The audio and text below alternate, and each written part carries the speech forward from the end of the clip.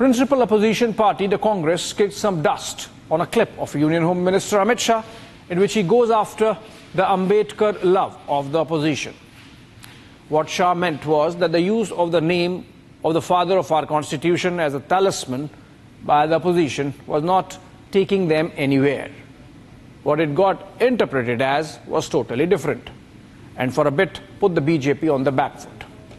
Congress sought Shah's resignation, and the ruling party doubled down. Prime Minister coming out with a tweet storm on the contrast between Congress's treatment of Babasaheb Ambedkar in his lifetime and the subsequent deification of the stalwart leader we see now. While the war on Ambedkar might not end anytime soon, it's a fact that Ambedkar was not part of the pantheon of the freedom leadership which Congress ecosystem promoted till he was alive. His frequent run-ins with Mahatma Gandhi, the Pune Pact, and the standoff over the London Round Table Conference is well known to the students of freedom struggle. Nehru carried those misgivings and included Ambedkar in his cabinet only on the insistence of the Mahatma. Ambedkar being denied a Congress ticket in 1942 general elections, Ambedkar being denied a memorial post his death, Ambedkar being denied a Bharat Ratna by the Congress are facts of post-independence history. It's also a fact that India's highest civilian honor, the Bharat Ratna, was bestowed on Ambedkar only in 1990 by the National Front government of Prime Minister VP Singh, which was in alliance with the BJP at that time. While the jousting match between the BJP and the Congress over the legacy of Babasaheb Ambedkar is understandable, what drew my particular attention during the same debate, however, was the use of slogan Jai Bheem, Jai Meem by AIMIM leader Asaduddin Owaisi.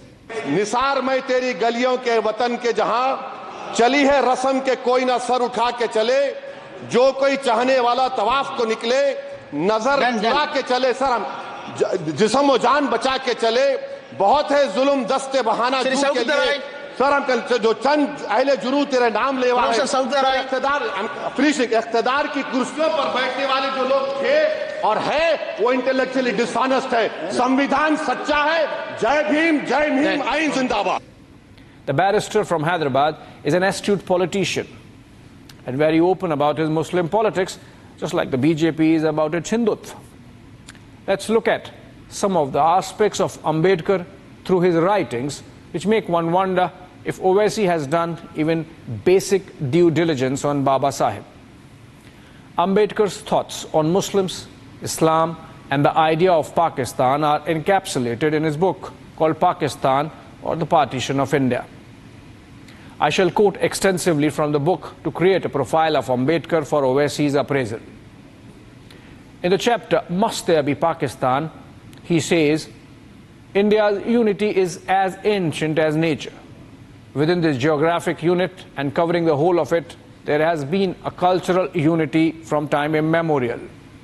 In any discussion of Pakistan, the fact cannot be lost sight of, namely, that the starting point, if not the governing factor, is the fundamental unity of India. On Savarkar, Ambedkar, writing in the same chapter, found the Hindutva leader to be one up on Congress on issues of clarity with the Muslim question. Here's the quote.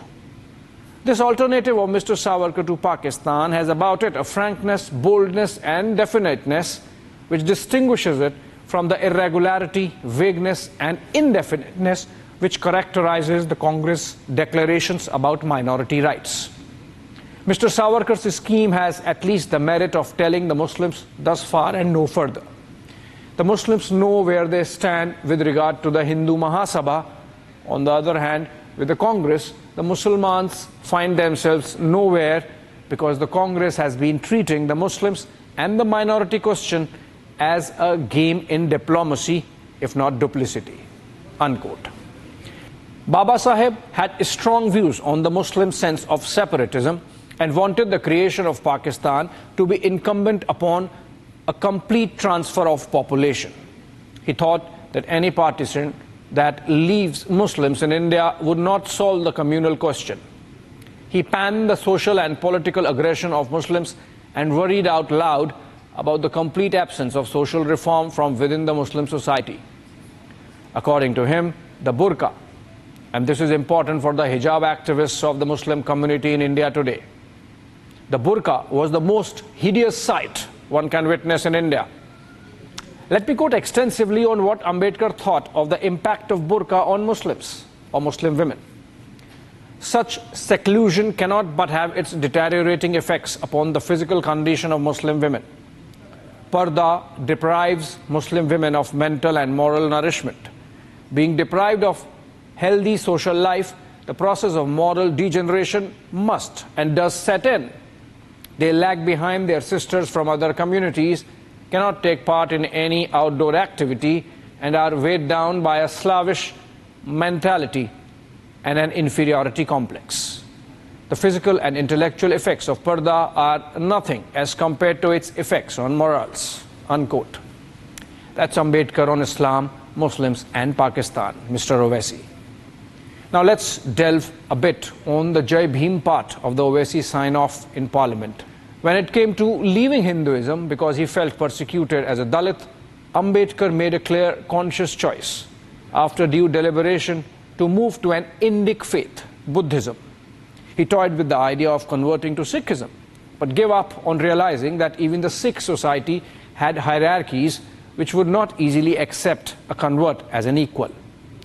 Islam, despite its claimed egalitarianism, had developed its own complex class structures in India, and what riled Ambedkar most about Islam was the institutionalized othering of non-Islamic faiths, of treating followers of other religions as inferior to those who followed Islam. Similarly, in the case of Christianity, Babasaheb thought that like it failed in the case of slavery and Negroes, it would fail to ameliorate the situation of the untouchables of India.